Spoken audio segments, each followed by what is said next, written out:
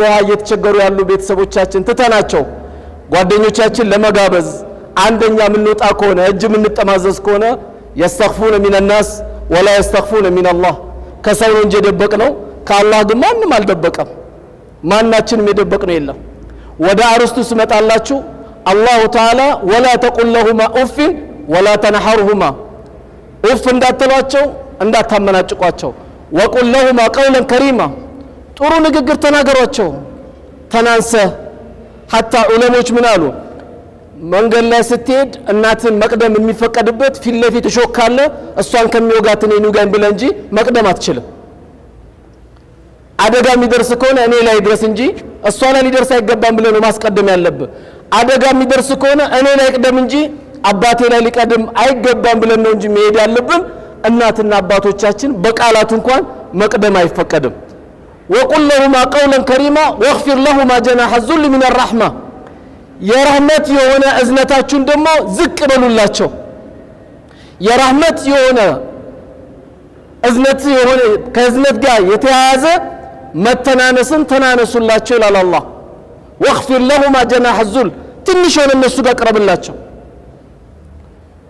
ድንገት ግን ይላል አላህ በህይወትም አባት ተርፎ ከሆነ አሁንም ያሉትን አላህ ያቆየልን የሰርግ ውበቶች የመስጊድ ውበቶች የሽምግልና ውበቶች አባቶቻችን ናቸው ብዙ አባቶች የሚገርመው በኢትዮጵያ አቆጣጠር በ2013 ብዙ አባቶች ነው የሞቱት አብዛኛው የሞቱት አባቶች ናቸው ድንገት ቀብርም የሸኘናቸው ካሉ አሁንም ደግሞ አጠገባችን የተቀመጡ ቤተሰቦቻችን እናታችን ካለች ይሄን ዱዓ አድርጉላችሁ ይላል አላሁ ተዓላ አላህ ነው ያለው የግድ በአረብኛው በቁርአኑ ባለው ብቻ አይደለም በአማርኛም ቢሆን ይሄን ዱዓ አድርጉላቸው ምንድነው ዱዓው ወቁል ረቢ ረሐሙሁማ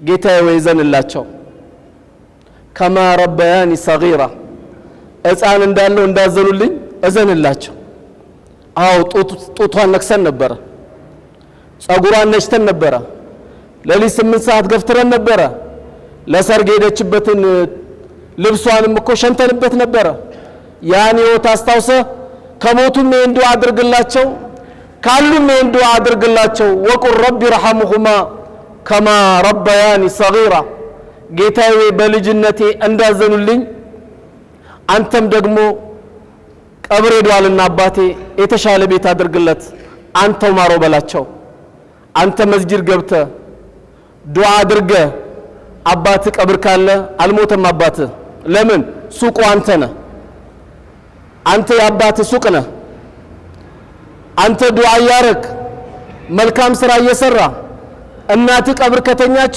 አልሞተችም የሞተችው ዱዓ የሚያረግላት እጁን የሚዘረጋ ልጅ ያጣሽ ቀን ነው የሞተው አባታችን መቼ ነው እጁን ዘርግቶ ጌታዬ ወይዘንላቸው በልጅነቴ እንዳዘኑልኝ ብለ ያደረክ ጊዜ አልሞተችም እናት አላህ ገንዘብ ሰጥቶ ጉርጓድ ሄደ ካስቆፈርክላት ውሃ ከቆፈርክላት አልሞተችም እናት አንድ ቁርአን አንዋር መስጊድ ጋር ሄደ በ100 ብር ገዝታ አንድ የተቸገረ መስጊድ አንድ ቁርአን በሰጥ አልሞተችም እናት ለምን አንተ የሷ ቃና አንተ የሱ ቃና ይሄ እንግዲህ ቀብር ከሄዱ ነው ካሉ ግን ምን ያህል ወንድሞቼ ከናትና ከአባቶቻችን ጋር ግንኙነት አለን ስናገባ ምን ያህል እናማክራቸዋለን ቤት ስንሰራ ምን ያህል እናማክራቸዋለን ምን ያህልስ ጓደኛ አድርገናቸዋል እንዴት ተደርጎ ነው ጀነት የሚገባው የአላህ ጀነት አይደለም የሀብታም ቤት መግባት ውድ አይደል እንዴ ስንት ዘበኛ አይደል እንዴ ያለው ሀብታም ቤት መግባት ከላይ ዘበኛ አለ መሐል ላይ ሽቦ አለ ከታች ግቢው አጠገብ 3 ውሻ አለ እንዴት ትገባለህ እዚህ አይነት ግቢ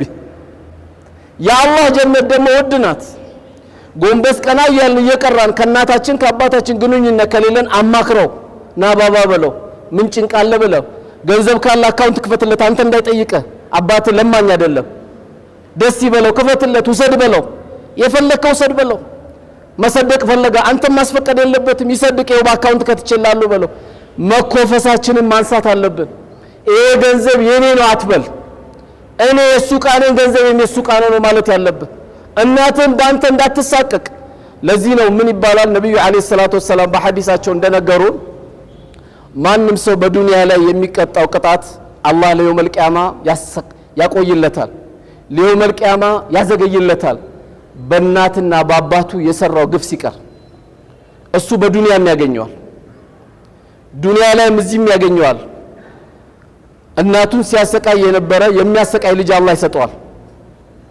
ቂብላውን የምታጠፋ ሚስት አላህ ይሰጠዋል። ናግባ ናውጣ የቴርክ እንዳትቀነሳ እንዳትቀመጥ የምትል ሚስት ይሰጠዋል። ቂብላ ሁሉ ሚስቱ ትሆናለች ማለት ነው። ወደ ኋላ መመለስ ያስፈልጋል። ይሄ ሙሲባ እንዳይመጣብን ዛሬ ወደ አላህ መመለስ አለብን። እናቶቻችን ጓደኛ ማድረግ አለብን። ከማንም በላይ ከመስጊድ ኢማም ከዓለም ዑለማ ሁሉ ላንተ በላጭ እናት ናት። ተው ሌላው ትልቅ በዱንያ ላይ ትልቅ ቦታ የሰጣቸው አላህ ዑለሞችን አይደለም ከዑለማ በላይ ላንተ ትልቁ ዑለማ እናት ናት። ከዑለማ በላይ ላንተ ትልቁ አባት ነው። ከአባት ከእናቶቻችን ጋር የምናሳልፋቸው ሂደቶች ከዚህ ጀምሮ መስተካከል አለበት። ማን አለን? ማንም ሀብት የለንም። ሀብታችን እነሱ ናቸው። የቤቱ ውበቶች፣ የለቅሶ ቤቱ ውበቶች፣ የሰርጉ ውበቶች፣ የማንኛውም የቤታችን እንቅስቃሴ ሁሉ ውበቶች እናትና አባቶቻችን ናቸው። ሄደን ዱዓ መቀበል መዘየር። አንዳንዱ ሰው በጣም የሚያሳዝነኝ እንዳየሁት እናት እንዴት ናቸው አባት እንዴት ናቸው ሲባል والله ከትዳር ጋር በጣም ከባድ ነው እናትና አባት መዘየር ይላል። ኢና ሊላሂ ወኢና ኢለይሂ ራጂዑን። አገባን እንጂ መጀነት ገባንኛ።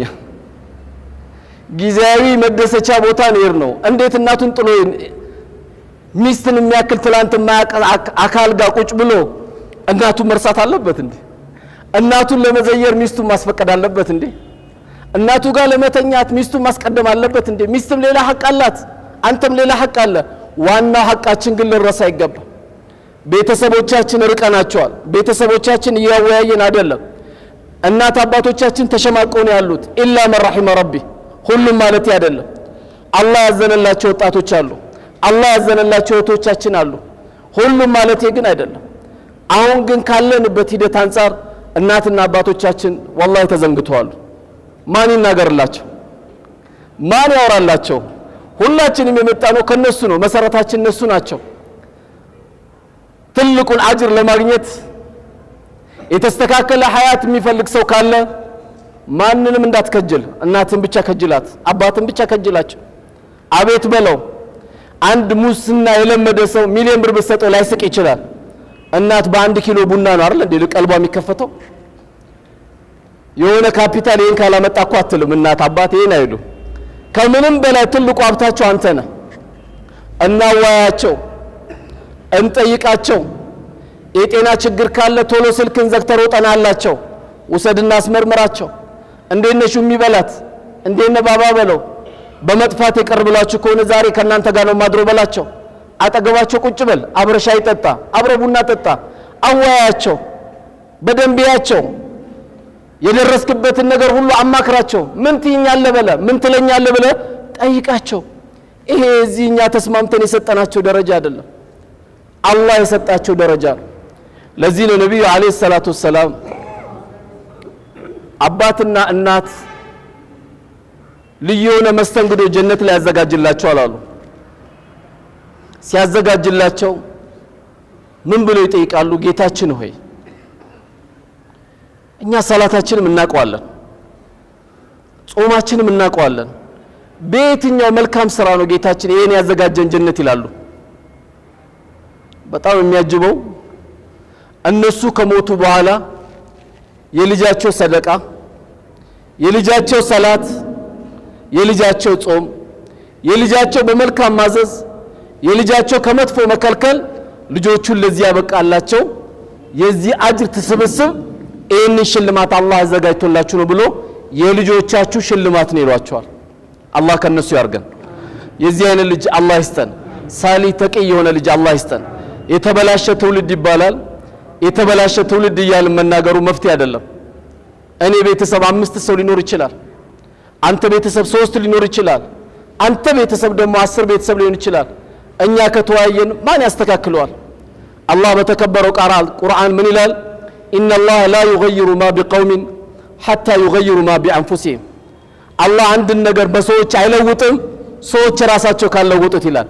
እኔ ነኝ ማበላሸው፣ እኔ ነኝ ማስተካከለው፣ እኔ ነኝ መጥፎ የነበርኩት፣ እኔ ነኝ ጥሩ መሆን የሚገባኝ። ቢያንስ ዛሬ የሰማናት እንኳን አመት 2 አመት እናቶቻችን የራቅን ነገ ሄዳችሁ ዘይሯቸው። አፉ በይን በላት ባታጠፋም ብትخدማትም ምን አጎደልኩብሽ እናቴ በላት። አቆላምጠ ጥራት። ብዙን ጊዜ ጥሩ ዱንያ ያዘች እናት ናት ኡሚ ማሚ ተብላ የምትጠራው። የግድ እናታችን ክላክስ እያደረገች ግቢ የማስከፈት ደረጃ ባደርስም እናት ናት። የእናት ትንሽ የለም፣ የአባት ትንሽ የለም። ምን ጊዜም ደረጃቸው ከፍ ያለ ነው። ምን ጊዜም የማንም ደረጃ ይወርዳል፣ ዝቅ ይላል፣ ከፍ ይላል። አላህ እኮ በጣም የሚያጅበው የሌላ እምነት ተከታይ እንኳን እናት ብትሆን አለ አላህ ወሳሂቡሁማ ፊ ዱንያ ማዕሩፍ አለ። በዱንያ ጉዳይ ላይ በደንብ አድርገህ ከሷ ጋር ተኗኗር፣ እንዳይርባት አለ። ተንከባከባት። ያመለከችው ነገር ታምልክ አይመለከትም። ለምን ለኩም ዲኑኩም ወሊየ ዲን፣ አንቺም በሃይማኖትሽ እኔም በሃይማኖቴ አላህ ዘግቶታል። የሌላ ሃይማኖት እንኳን ተከታይ ብትሆን በዲኑ ላይ እስካልመጣችብህ ድረስ በዱንያ ጉዳይ ላይ ወሳሂቡሁማ ፊ ዱንያ ማዕሩፍ አለ። ሊረባት አይገባም፣ ሊጠማት አይገባም፣ ሕክምና ልታጣ አይገባም። በምንም ነገር አጠገቧ እንድንሆን አላህ አዞናል። ታዲያ ሙስሊም ስትሆን ደግሞ ሐቁ ይጨምራል። ሙስሊም ሲሆን አባታችን ሐቁ ይጀምራል። አላህ ያልቀነሰውን ያልቀነሰ አላህ የጨመረውን እንዳለ ነው የምታወርደው። ስለዚህ ሁላችንም እንትና መባባል የለብንም። እንደ ድንገት እኔ ይሄን አርስት ዛሬ መረጥኩት። አንድ ጓደኛ ያለኝና እንደው በተቻለ መጠን የነገረኝ ነገር እንደው የሚደረገው ዳዕዋ ትንሽ ብትቀይሩት አለ። የህግ ባለሙያ ነው፣ ጠበቃ ነው፣ ብዙ ጉድ ይዟል። እንግዲህ ጠበቃ ዛሬ በጣም የሸመቀቀኝ ብሎ የነገረኝ ምንድነው አባትና ልጅ ፍርድ ቤት ሲቆሙ ጠባቸው ደግሞ ሱቢ አልሰገድክም ብሎ እኮ አባትና ልጅ ተካሰው እኮ አይደለም። ንብረቱ የኔ ነው ተባብለው ነው። ማንም ግን በልቶ ወደ ቀብር ሄደ የለም። ሁሉም አስቀምጦ ነው ሄደው። አባትና ልጅ ፍርድ ቤት ከቀረበ፣ ልጅና እናት ፍርድ ቤት ከቀረበ ምን እንጠብቃለን? ምንም እንጠብቀው ነገር የለም። የግድ ግን መመለስ አለብን። ምንም እኛ ተስፋ የሚያስቆርጠን ነገር የለም። ከተነጋገሩ ወላሂ በረካ ነው። ካወሩ ተካፍሎ መኖር በረካ ነው። ነፍሴን ወድጄ ከኔ አይለፍ የሁሉ ብር ብለን እንጂ ተካፍለን ብንበላ አላህ ረህመቱን ነው የሚያወርደው። የሁለት ሰው ምግብ ለአራት ሰው አይደለም የሚለው ሐዲሱ፣ የአራት ሰው ምግብ ለስድስት ሰው ነው እኮ የሚለው። አንተ ጋር ያለው ብዙ ቤተ ዘመድ ይኖርበታል፣ ጠማ ሆነ እንጂ የፈለገ ቋጣሪ ቢሆንም አንድ ሰው ስለቋጠረው ገንዘቡን አያቅፋትም። አላህ በአቋራጭ ይቀበለዋል። ባክም ቤት ይቀበለዋል፣ ወንበዴ ይልክበታል፣ ሽፍታ ይልክበታል፣ ይቀበለዋል። አላህ እኔ በመወደው አውጣ ነው እንጂ አለ አላህ። መቀበል መንገዱማ ብዙ ነው። ልክ የሁሉ መስኮት እንዳለው መስጊዱ የሁሉ ይልክብሃል ማለት ነው። ግን በፍቅር አውጣ ለእናትህ፣ በፍቅር አውጣ ለሚስትህ፣ በፍቅር አውጣ ለልጆችህ፣ በፍቅር አውጣ ለቤተ ዘመዶች ያለው አላህ ከዚህ አንጻር ነው። ስለዚህ ሁላችንም ካበላሸንም ከነፍሳችንና ከሸይጣን ነው፣ ካስተካከልንም ማስተካከልን እንድንጨምርበት በሚል ነውና ይሄ ሁሉ ነገር ከተሰማ ነገ ሜው አካል ነው ወደ ፍርድ ቤት የሚሄደው። እኛ ፍርድ ቤት አያስፈልገንም። የአላህ ባሪያዎች አሉ ይድረኙናል። እዛ ሄደን መጨቃጨቅ አያስፈልግም። ሰው ኮፍያችን ሲያሸማቅቃል፣ ሂጃቧን ሲያሸማቅቃል፣ እስልምናችን ሲያሸማቅቃል፣ ቁልመታ ዱንያ ቀሊል ብለን ልባችን ማሳመን ያስፈልጋል። በቃ እቺ ዱንያ ትንሿ ናት፣ ትንሽ ናት። አላህ ያለው መጠቀሚያችሁ ናት። በሚገርም ምሳሌ ነው አላህ ዱንያን የመሰላት። አንድ ሰው ፀሐይ አቃጥሎት ፀሐይዋን ለማብረር ጥላ ቦታ ይቀመጣል፣ ከዛ ተነስቶ ሄዳል ያሉት። እቺን ነው ዱንያ ያሉት ረሱል ሰለላሁ ዐለይሂ ወሰለም። እቺን ትንሽ ህይወት ግን ነግደውባት ሄደዋል። እኛም ነጋዴዎች መሆን ይገባናል። ከእናት ከአባቶቻችን ጋር የተለየ ግንኙነት እንደምናደርግ ተስፋ እናደርጋለን። ዝግጁ ናቸው ወንድሞች? አፍጥጣችሁ ብቻ ነው ያያችሁ ኢንሻአላህ። ዛሬ አሁን እንደወጣው እንደም የመጀመሪያ እምዘይራቱ አሰላሙ አለይኩም ነው። እስቲ ጁማዓ ዚያራ የሚዘይር እስቲ ይሁሉ ሰው ጀለውም እንዴ ላኢላሃ ኢላ አሁን ዘይራታለሁ እናቴን ብላውጣው ጅን ነይት ሸይጣንን አቃጥሎ ከዚህ የበለጠ ምን አለ? ተሰባስበን አታወርዱት፣ እንዳታወርዱት አላህ ያዋላጁን ስለሚያው ነው። ሁላችንም ዝግጁ ኢንሻአላህ በደንብ አድርገን ዘይራቸዋለን። በባዶ እንዳዘይሩ የሆነ ሀዲያ ይዘን ነው ኢንሻአላህ መዘየር ያለብን። ሰው ለሚስቱ ስንት ነገር ይገዛል አይደል እንዴ? ሀቢብቲ አይኔ ሆዴ ምን ይላል። አረ እናትን አቆላምጠ ጥራት ሁሌ ማትለወጥ ሚስት እኮ መቼም ተተርቶላታል። እንደ እናቴ እንጂ እንደ ሚስት ያታውለኝ ይባላል አይደል እንዴ? ሚስት ከማን ጋር ዋለብኝ ነው የምትለው። ምክንያቱም የሴት ልጅ ድምጽ በሰማሽ ቁጥር መንገድ ላይ በሞባይል ልቧ ነው የሚመታው። ሚስት ማናት ደግሞ ትባላል። አንተ ራስ አታውቃትም የሄደችው አጠገብህ። እናት ግን ሱብሃንአላህ ለየት የሚያረጋት ባህሪው ምንድነው? ልጄ እንዴት ዋለልኝ ነው። ከማን ጋር ዋለ አይደለም እሷ እንዴት ዋለልኝ ነው። አባት እንዴት ዋለልኝ ነው የሚለው። ይሄ የሁሉ ህብረተሰብ እንግዲህ ሽማግሌ ባንሆንም በአብዛኞቻችን የትዳር ባለቤቶች ነን። ዛሬ የዘራነው ነገ በመልካም እንድናገኘው ዛሬ ሁላችንም መለወጥ አለብን። የትም ቦታ ምን ሰማቸው ተረት ማቆም አለብን። ትውልዱ ተበላሸ ወላሂ መፍትሄ አይደለም። ኢንሻአላህ እናስተካክለዋለን ቢዝኒላህ። ቤታችን ሙሐደራ መጀመር፣ አብረን መብላት፣ አንድ ክፍል ጎረምሳ እዛ ክፍል ህፃናቶች አታርጉ። በአንድ ትሪ ገልብጣችሁ አብራችሁ ከልጆቻችሁ ብሉ። ቤተሰቦቻችን ያበላሸነው እኛ ነን። የሴቶች ክፍል የወንዶች ክፍል ተብሎ በሰራተኛ ምግብ ይመጣለታል ክፍል ድረስ። አባቱ ይግባ አያቅም፣ እናቱ ትግባ አያቅም፣ ማን ይዋል ማን አይዋል አያቅም። ከዚህ በለጠ አሳፋሪ አለ? ሲተኙ ይተኙ፣ ሲበላ ግን አንድ ትሪ ጠርታችሁ እንዴት ዋላችሁ ጀማዓ እንዴት ነው ምን አዲስ ነገር አለ መባባል አለበት። የቤተሰብ ፍቅር ከሚያመጣው አንዱ በአንድ ማዕድ ላይ ተሰባስበን ስንበላ ወላሂ ረህመት ነው የሚመጣው። ብዙ አዳዲስ ነገሮች እናያለን። ወጣ ያለ ልጅም እናውቃለን፣ የተበላሸ ልጅም እናውቃለን። ማን ጠንካራ ሱና ላይ ጠንካራ የሆነ ልጅም ሁሉን እንድንለይ ያደርገናል። ግን ከቤቶቻችን አሰራርም ችግር ማስተካከል አለብን። 10 ክፍል ከመስራታችን በፊት እንዴት ነው ማስተኛቸው ብለ መጠንቀቅ ያስፈልጋል። ብዙ ወጣቶች ለራሳቸው ክፍል ያደርጉና ከሞባይላቸው ጋር ኒካ ያስራሉ። የሐራም ኒካ ከሞባይላቸው ጋር ያስራሉ። ዓለምን ያዩበታል። በ200 ብር በ100 ብር ካርድ ዓለምን ያዩበታል። በደንብ መቆጣጠር አለብን። ቁጥጥር ሲባል በዱላ መማታት አይደለም። ይሄ አይጠቅምም፣ ትደርሲበታለሽ፣ ይሄ ከሆነ ይመጣባቸዋል፣ ይሄ ከሆነ ይሆናል ካልን ከተነጋገረን የማይፈታ ነገር የለም። በዱላ አይደለም የሚፈታው። ስለዚህ ቤተሰቦቻችን ጋር እኛ ነን ቤቱን የሰራነው፣ እኛ ነን ያበላሸነው። ቢዝኒላህ እኛው እምናስተካክለው እኛ ነንና ሁላችንም አላህ ተስተካክሎልን በእኛ በተሰባሰብነው ወንድሞች ሁሉ ከጀርባችን የጀሃነም ልጅ የማይፈጠርበት ቤት አላህ ያርግልን። እዚህ ቤት እንደሰበሰበን የተከበረው ጀነት የምንሰባሰብ አላህ ያርገን። አገራችንም አላህ ሰላም አላህ ያርግልን። ሰላሙን አላህ ያወርድልን። ሰላሙን አላህ ያወርድልን። ረህመቱን አላህ ያንባባብን። ረህመቱን አላህ ያንባባብን። አላህ በቃቸው አላህ ይበለን። የእናት የአባት ፍቅር ከሚያገኙ ሰዎች አላህ ያርገን። አንዳቸውም ቀልብ ሳያረጉብን ዱንያ ለቀን ከሚሄዱ ሰዎች አላህ ያርገን። አላህ በኸይር ቦታ ሁሉ ይሰብስበን። የመስጊድ ፍቅር አላህ ይስጠን። የዲን ፍቅር አላህ ይስጠን። የዑለማ ፍቅር አላህ ይስጠን። የዳዒ ፍቅር አላህ ይስጠን። ትክክለኛ ሽማግሌዎች የምናከብር አላህ ያርገን። እምንተናነስ አላህ ያርገን። አላህ ከፍ ያርገን። ደረጃችን የተሻለ ህይወት አላህ ያርገን። በስራ የተጨነቀው ስራውን አላህ ይወፍቀው። በትዳር የተጨነቀው ትዳሩን አላህ ይስጠው። በትዳር የተጨነቀችው ትዳሩን አላህ ይስጠው። በየቤቶቻችን ቁጭ ያሉት ልጃገረድ እህቶቻችን ሁሉ አላህ ይድረስላቸው። የሚሮጥ የሚያሯሩጥ ርስቁ ሰፊ የሆነ ወጣት አላህ ያምጣላቸው። እዚህ ቤት እንደሰበሰበን አላህ በጀነት ውስጥ የምንሰባሰብ አላህ ያርገን። አቅሳ ዳዋ ነበርን እኮ የምንባባል እዛ ጀነት ቤት ውስጥ የምናወራ ሰዎች አላህ ያርገን። ተሳስቼ ከሆነ ከነፍሴና ከሸይጣን ነው፣ ትክክል ከሆነ ከአላህ ነው። ወሰላሙ አለይኩም ወራህመቱላሂ ወበረካቱ።